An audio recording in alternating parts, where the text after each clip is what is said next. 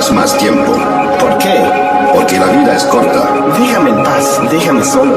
Yo vivo hoy, no miro para atrás.